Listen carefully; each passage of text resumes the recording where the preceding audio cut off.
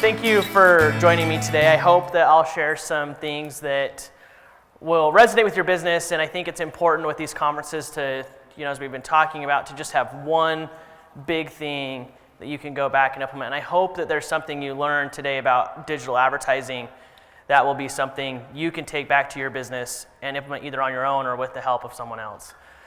So just a couple of things we're going to talk a little bit about today is how really life online has disrupted the way that businesses advertise and try to acquire new customers. Then we'll talk a little bit more about knowing your audience and who sees those advertisements. And then lastly, we'll talk about the evolution of the mobile device and how that's also forced businesses to rethink how they're advertising and reaching their customers. So some quick facts. I pulled these just this morning. These are updated through today. The number of active internet users in 2009 was 1.5 billion. Today that number is 3.4 billion and continually growing as we get into more third world countries are getting access to internet. Additionally, the number of Facebook users has increased dramatically from 300 million daily active users to 2.3 billion. B2B e-commerce, I found this one really interesting for those of you who may be focused in a B2B space, selling business to business. The amount of business-to-business e-commerce went from 200 million to 6.1 trillion. If that doesn't tell you exactly how much more people are buying online, then I don't know what will, because that number is really dramatic. We went from 100 million active YouTube logged-in users per month to 1.8 billion, and then the number of tweets and Pinterest users has also increased exponentially.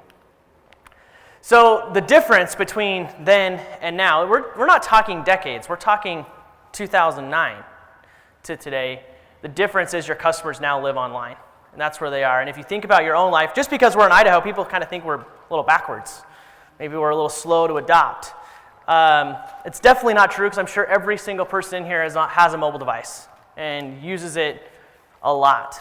If you're like me or Eric, my screen time is roughly the same, about 4.5 hours a day on my mobile device, sometimes more.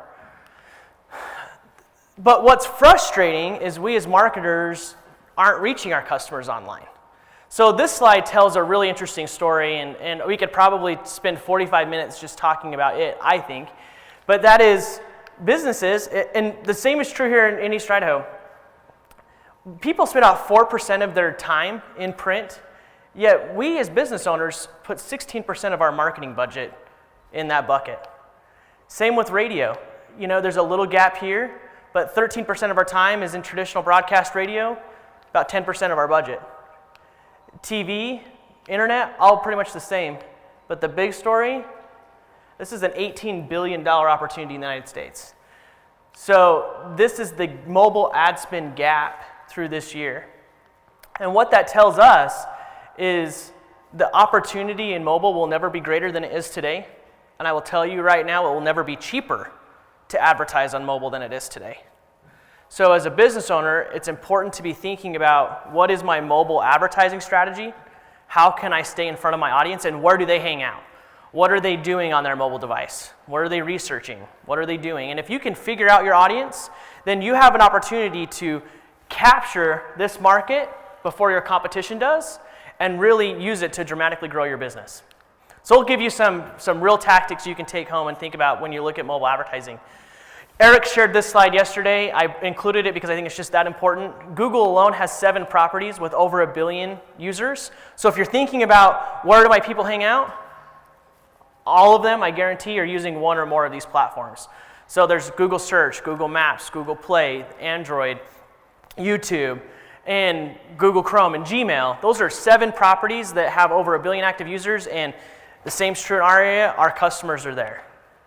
So how do you get to know your audience? How can you understand where to put your ads, how to understand their behaviors, and how can you use that to your advantage? So the goal for a business has not changed. Even though the places our customers hang out may have changed, the goal is still to find your ideal audience at a cost-effective way so that you can drive measurable business to your company. So with that in mind, it used to be that this was the way we did it. we invested thousands and thousands of dollars into mass media, basically blanketing our markets with print, radio, TV, billboards.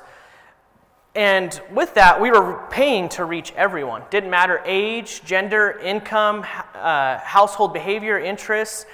We just wanted to get our message in a megaphone and share it with as many people as possible. Well, now technology has changed everything.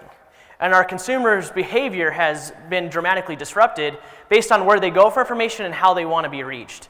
If you think about it, a lot of us may be cord cutters, no longer traditional TV subscribers. We decide to stream. A lot of us, if you're like me, I don't even listen to the radio anymore. I have Apple Music, or I sometimes use Sirius XM.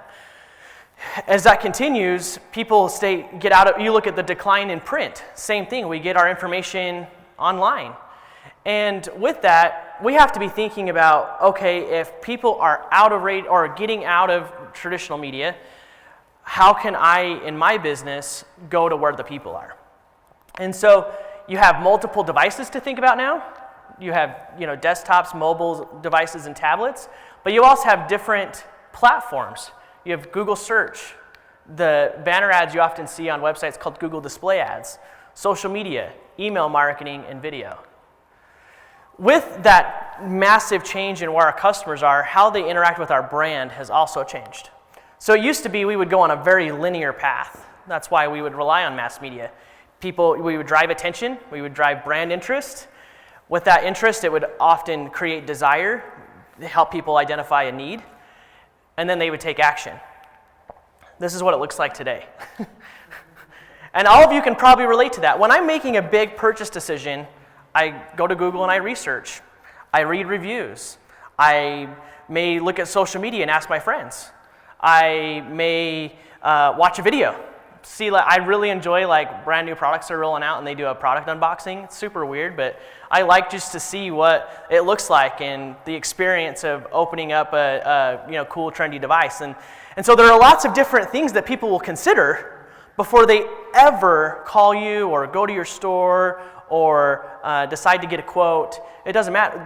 What we are finding as marketers is that 94% of consumers have already made up their mind before they ever interact with you. And so if people have already made up their mind before they call to get a quote, it makes you think about, what's my reputation? What messaging am I putting out online? What do my reviews say? What is my website doing for me? And when you consider all of that, you need to use those online tools to help do the heavy lifting with your sales. On the flip side, if your online presence isn't very good, then the chances are you may be driving business to your competitors. And so that's something else we'll talk about. So I have a quick story. This is one of my favorite stories. It's one of the greatest principles I've learned in marketing, and it applies to businesses of every size. In fact, I'll give you two different illustrations. One of the first companies I ever did marketing for was a company called First Option Mortgage based in Jacksonville, Florida.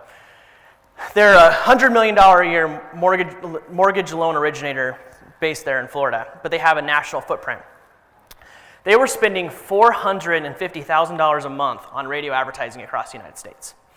It was driving a lot of interest and, of course, people to consider First Option Mortgage as their loan originator.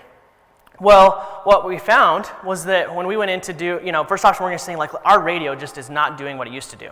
We used to be able to plaster the nation with ads, and we would see an immediate influx of people who would contact us. And their return on investment they measured went from 5 or 6 times down to when the time they reached out to us was less than 2. They were barely cutting their teeth and making a profit based on this massive radio investment. So we did a lot of research and tried to figure out, okay, what's happening?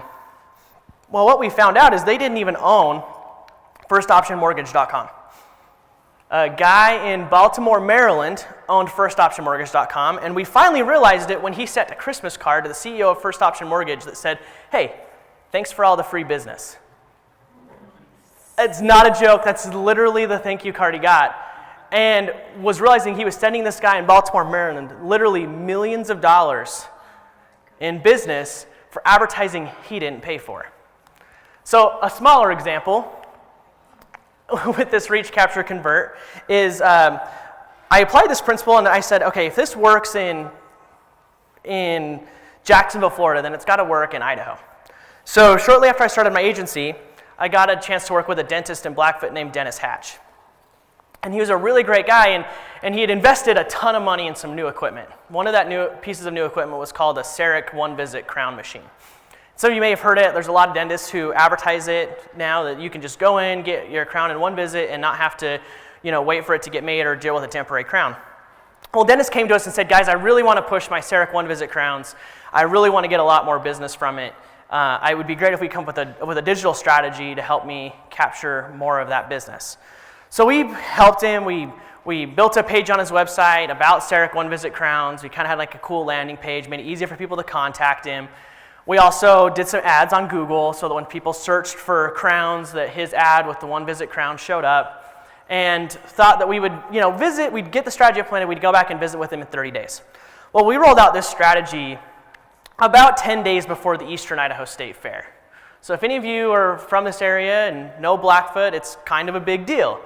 And the week of the fair, a competing dentist had put up a billboard in front of the entrance to the fairgrounds that said, CEREC One-Visit crowns, call today. Well, we go back to visit with Dennis about the first week of October after we'd finished our monthly campaign, and he was freaking out. He said, guys, I did like 45 of these CEREC One-Visit crowns. Last month I did 3. What we found was that people were seeing the billboard that the competing dentist had bought, but then going to Google and searching for CEREC One-Visit crowns and calling our dentist. So the competing dentist had just invested, for any of you who've bought billboards before probably know, invested a few $1,000s to have this billboard during the week of the Eastern Idaho State Fair. Yet he was driving all that value to our dentist.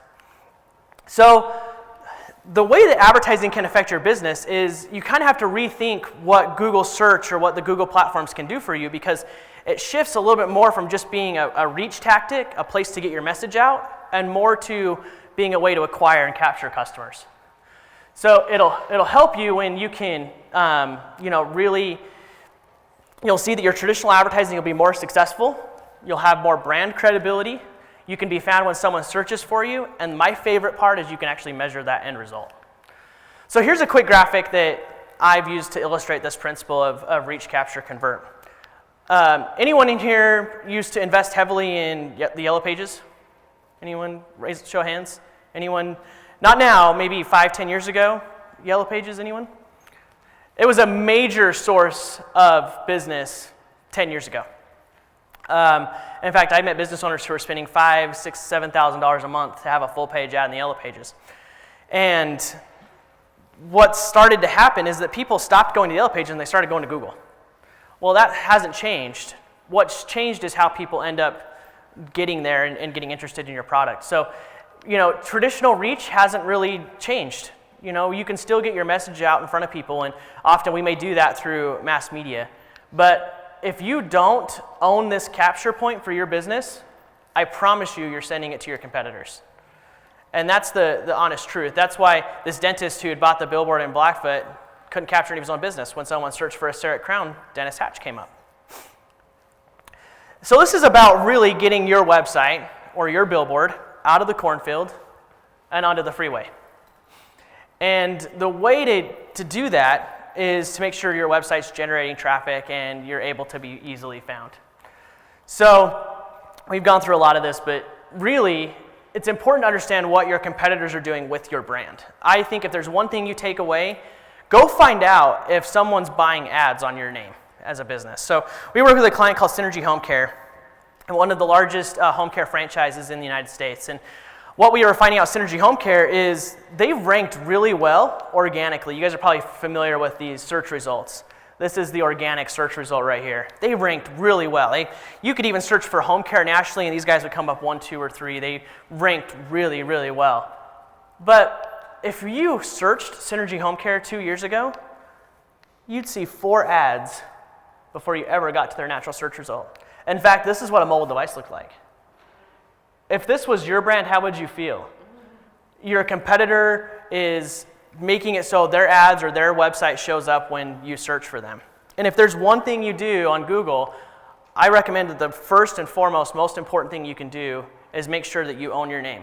What else happens with this is Google bases how the paid ad results show up, really based on relevance and the quality of your ads.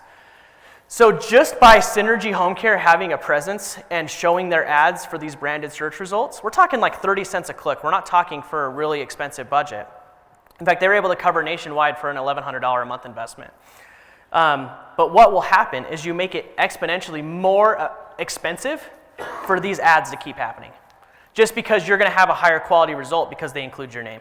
So if there's one thing you go back and go find out is, do I show up for my own name in the ads, or is anybody else buying that when I search for it? The other thing that I love about digital is you can measure results. So the great thing about Google and just any kind of pay-per-click advertising strategy is you have a way to measure the amount of business it's driving to your bottom line. So for us, we often integrate a tool that will allow us to track inbound calls that come to an office. So this is an example of a real client where we can see what they searched for, what ad ran, what page they visited, and the quality of that lead they help us score, and then eventually they actually put in the amount of revenue that generated. And then we can put together a full return on investment report. If you've ever done radio, TV, or newspaper, has anyone ever sent you a report of how much money you made? You're left wondering, how did this really affect my business? How did it change my bottom line? Digital allows you to do that. The more information you share with your digital agency or with the person who's doing your ads, the more capable you are of really understanding how it's affecting your bottom line and profit at the end of the day. I'm going to skip through some of these, but one of my favorite slides is this one is even with business to business, buyers have 10 plus touch points before they ever find your brand. So like I kind of gave the example, like I'll read reviews, or I'll see a video, or I'll go on social media. That's how they make their decision. So that forces business owners for you to think about, okay, what are these touch points? Maybe it's worthwhile to do some market research, some great tools available to help you understand your audience. But because that path is so complex, it's no longer just, I need to do this one marketing tactic. It's more of, okay, how can I have a full coverage of this marketing funnel so that I can really measure the impact it's generating for my business? So I have a quick video I want to share with you that will help you kind of understand maybe some of the best ways you can do this.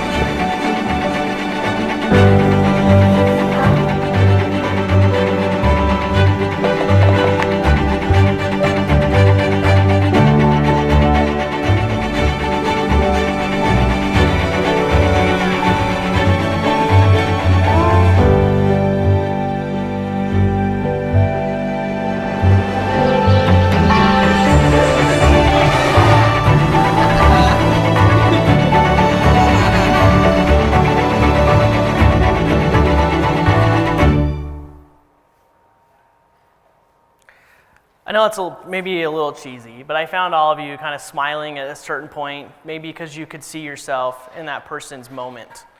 And as a business owner, what we have to do is think about these moments for our customers. Think about what is it that really motivates them to want to do business with us? What is it that triggers that innate desire to reach out? And then think about, okay, as a business owner, am I there? In the time of need, when someone needs what I have to offer, am I there? And the thing about Google and pay-per-click advertising in general is it helps you be there. It helps you show up when people are in need of what you have to offer. And it allows you to get your message in a way that you control to the right group. I don't think I can click. Okay. So really a micro moment is when we reflexively turn to a device to act on a need we have in that moment, to learn, to discover, to find, or buy something. This is what we would refer to in marketing as an intent-rich moment. This is where I go looking, searching with some intent to do business. And that's really the difference between mass media and digital advertising is when you do mass media or traditional advertising, you're not tapping into any intent. You're hoping to motivate or drive brand awareness, whereas with digital, you can capture that intent when someone's ready to make a decision. So this is St. Peter's Square in 2005. This is it in 2013. Very, very different experience. And to be successful in this micro moment world when people are consistently connected to their devices, we have to be there, be useful, be quick, and help them connect the dots.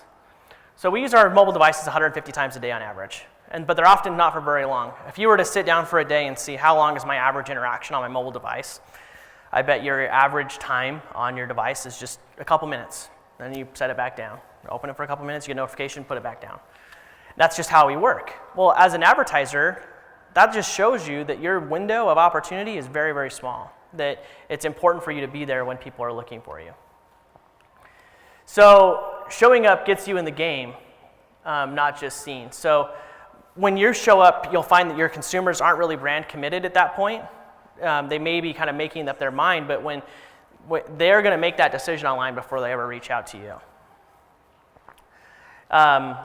Without a website that functions, buyers move on. So 73% of people say that regularly getting useful information from an advertiser is the most important attribute for selecting a brand. In fact, 51% of smartphone users say they bought from a brand other than their intended one because their information was more useful.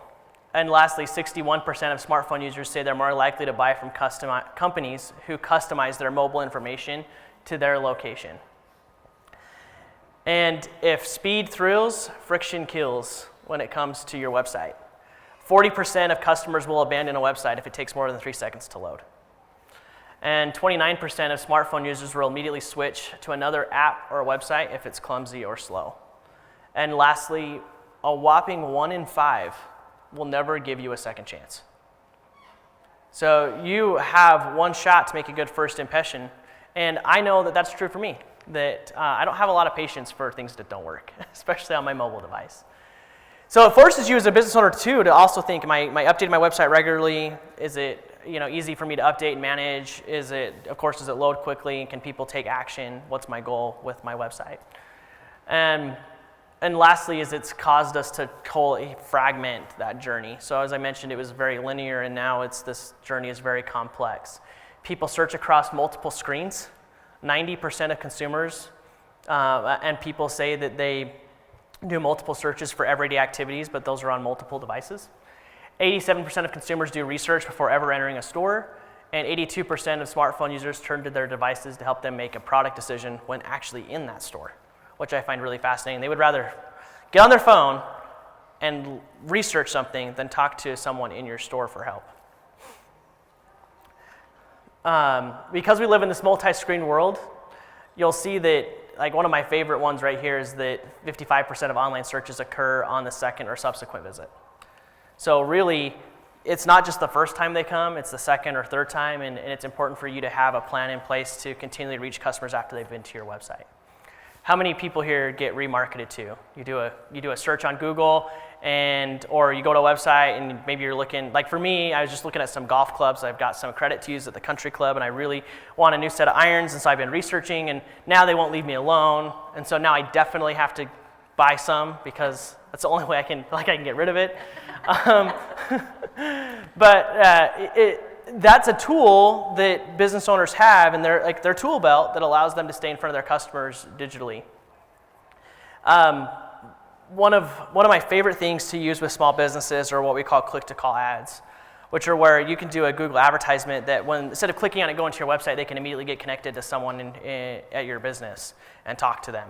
As much as maybe you feel like we don't want to interact with people, a lot of times when people are in the mode with some intent, they want help, they would rather talk to someone if the opportunity arises. So this is by vertical. So when it comes to local services in a local business, 70% of people would rather just talk to somebody. So if you have your ads in a place where they can immediately kind of just call and talk to you, that would be best. It's the lowest in retail, but still opportunities. This is kind of what those ads look like. So it's really cool. You show your phone number in the ad, you can click on it and immediately get connected. So these work really great for local businesses, people who maybe have maybe you're a mobile workforce, maybe you don't do business inside of your brick and mortar location, you service people at their homes. If you have a complex sales process or a lot of product information and people want to just talk, that's a good example. My wife and I are building a house, and we've had a hard time finding an internet provider in rural Blackfoot. And so for me, I was researching, and I had a few internet companies that I'd done business with before, but a couple of them couldn't service me and where we're going to be building our house. And so I was doing a quick search for internet providers, and SafeLink had an ad on Google where I could just click to call. And so I was just like, I'll call and see what the deals, what the speeds are, what packages they have. The guy was really nice. He walked me through a lot of different even custom options because my internet usage, as you can imagine, is probably not the typical Idaho internet usage. But it was nice to talk to somebody rather than trying to go through some quote thing on an internet site or whatever. So that's somebody who got me with one of the ads that I really like to use for my own clients. Mobile makes it simple for our consumers to connect. So the number of inbound calls continues to grow. In fact, in 2015, that number was about 60 billion, and by 2019, it's expected to be 90 billion inbound phone calls. And mobile makes really calling easier than ever. And what's awesome is that you can measure these calls as conversions in your ad platform. So you can see exactly how many inbound phone calls are coming to your business every month. So really quick, just illustrative example. Would you think that all three of these people are created equal? On face you might. They're all searching to lease a BMW convertible. But this lady's been to your website before. So she's clearly probably someone you want to stay in front of because she's already been introduced to your brand. So that's really where remarketing gives you a second chance to stay in front of your customers. And remarketing is really easy to set up with Google. It's something we help our clients with all the time. But remarketing gives you a second chance to stay in front of your customer. And it's definitely something that I would recommend you look into because as you're driving traffic to your business, you're showing up in search results, maybe people are trying to find you. By having a second chance at them, it really will impact the net of the customers who will actually come back to you and become a customer. So congrats, you made it. If the person next to you is asleep because of me, poke them and tell them they won a prize. Just kidding, I'm not Oprah. But anyway, I wanted to save a few minutes at the end for questions because I know that we're talking about some high-level principles. So if there's maybe something you want to know about maybe your business or how you could utilize ads, or maybe you have questions about how to get started, I wanted to turn that time over to you all. So thank you very much.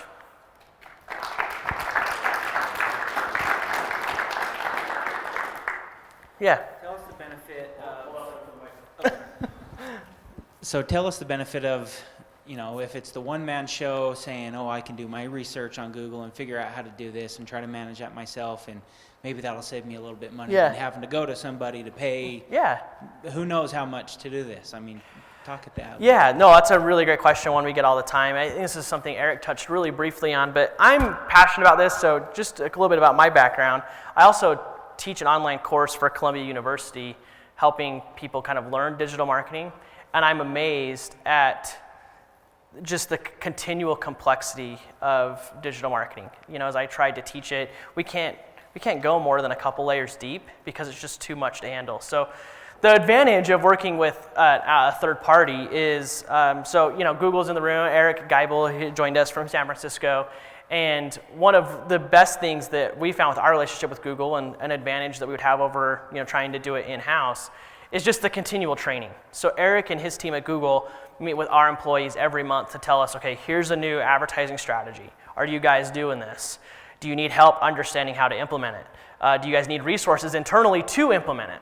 And that's something that is so hard for a business owner. Is you might be able to learn this stuff enough to get started, but what I think you'll find is the continual optimization and looking at it regularly is really hard. Implementing new campaign types is really, really difficult. And the third thing is just being able to understand how it's affecting your business and how to push the right buttons to drive that incremental revenue is also hard. Understanding, okay, what does a click-through rate mean, and what is my cost per acquisition, and what our clients, the reason our clients hire us is because we can sit down and do a monthly report and say, look, you spent X, you got Y, and a lot of times we pay for ourselves 5, 6, 7, 8, 9, 10 times over. So you could definitely do it. And there are resources available online to kind of give you an introduction, but I think you'll be selling yourself short a little bit unless you have a lot of experience in it. You just might be leaving some revenue on the table. So that's my feedback. Okay. Wait, give him. Oh, okay. So I'm with Liberty Mutual Insurance, and I'm my own sales rep, so I'm responsible for building my own business. However, I have a big brand that's on top of me, basically. Yeah. So I don't have my own webpage. What I have is libertymutual.com/Agatha-pool, which brings people to my page, and they can get a quote, and it would come to me. So with something like that, where I don't have a whole lot of flexibility and creativity and things like that, what is available for somebody like me? Yeah, and that's a challenge. Like we've worked with some really difficult kind of corporate structures like that and tried to kind of work within the lines. My first and best recommendation is find out what you can do. I've been surprised by some of the brands that I've gotten to know, big brands, that sometimes people like you that are their individual sales reps, they have more flexibility than you think. And so if you can really understand and get those brand regulations and rules and then talk to a vendor about it, they can help you stay within those lines, but maybe get a little more creative.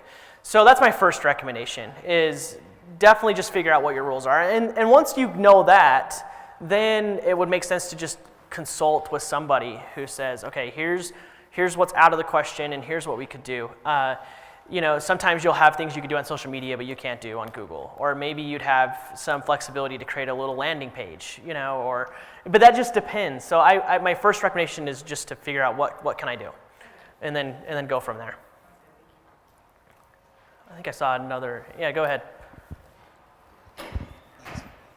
Two questions. First one, I have a buddy that started a cryotherapy business not long ago. It was about 2 or 3 years ago, and I see how fast things are changing on your graphs. But when he got into it, like southeastern Idaho, Idaho Falls areas, like that's one of the markets where standard radio, standard media was outperforming electronic. Is that still true, or has that changed over the last couple of years? It's a really great question. So I definitely, I may have come off as like really harping on mass media, and I don't mean to do that.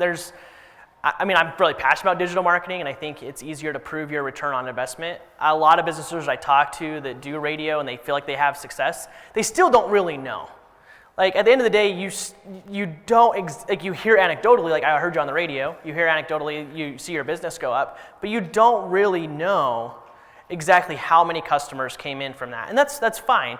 But my point is that we have a dermatologist in Idaho Falls, Dr. Lindsay Sewell, High Valley Dermatology, that still swears by radio, and we help him invest in radio. But the key is, if I'm going to drive awareness with radio, people don't immediately call because of your radio ad. They don't just walk in the second they hear it. They typically go to Google and research you. So my point is that this is a necessary investment along that consumer journey. Whatever happens before is kind of irrelevant to me. I think that's important, and I think it can help you drive business, but if you don't have this piece locked up, they're going to go find the other cryotherapy guy.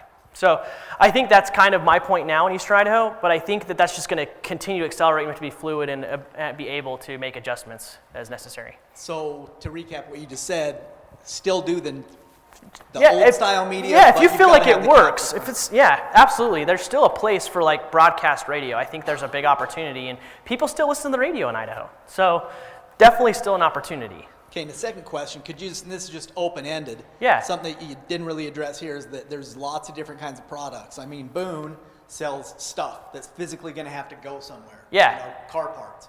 I'm an information product guy, and so there's lots of different products. Can you just kind of talk a little bit Yeah, about those different I products? didn't go a ton into specific product solutions because it's way too hard to, with a big audience to really get into the different solutions. But it really comes down to your brand. So we've worked with everyone from online retailers and e-commerce stores to business to just end users and you know, in healthcare. So kind of been along the whole spectrum. And really what I found is that there is a solution for every business.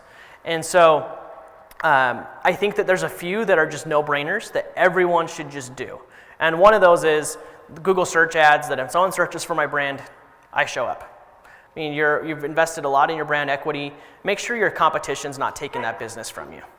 And as a fellow business owner, nothing pisses me off more than when I see a competitor buying my name and potentially taking the business that I've worked hard to generate. So that's number one. Number two is then just figure out, okay, where are my people at?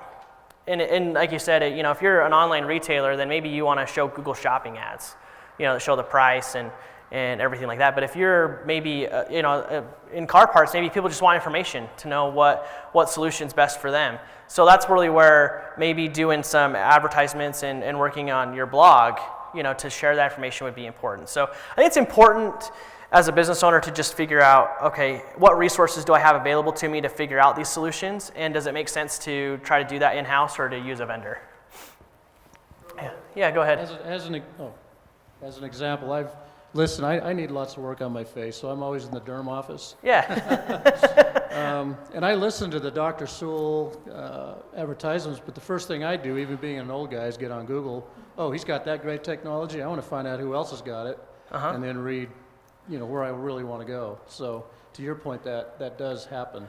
Yeah, I really feel like I'm passionate about business owners making sure that when your customers are looking for you, that they can find you. Oh yeah, absolutely. And then secondly, you're talking about business analytics. Yeah. Now, is that solely provided by Google, or is that something your group does?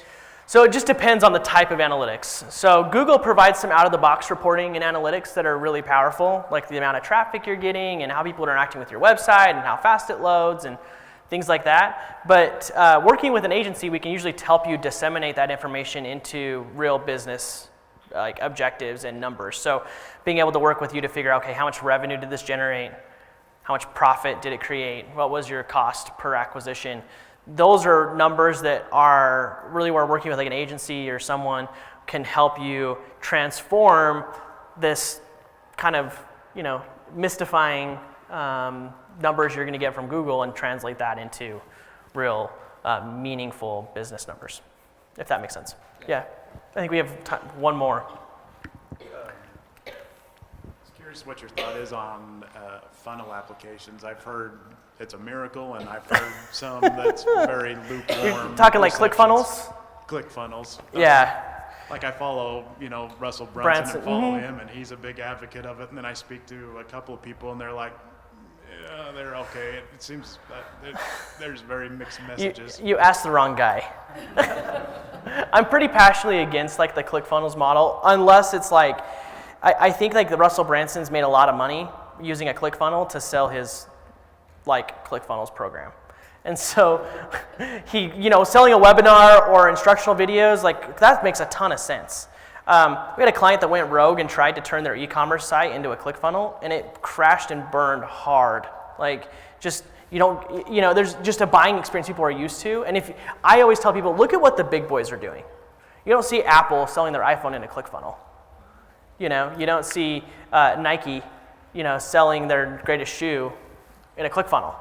And so there's some traditional, like very easy principles that you could look at the big brands and say, okay, loads fast, easy to navigate, easy to check out, easy for me to find product information. That's the type of information that I think you should focus on. But if you're selling an educational seminar like RiseCon, you could have done a ClickFunnels. But I just think that people are trying to apply that into too many areas, when in reality that ClickFunnels works to educate people and get them to purchase along that path. That's my vote. Okay, thank you.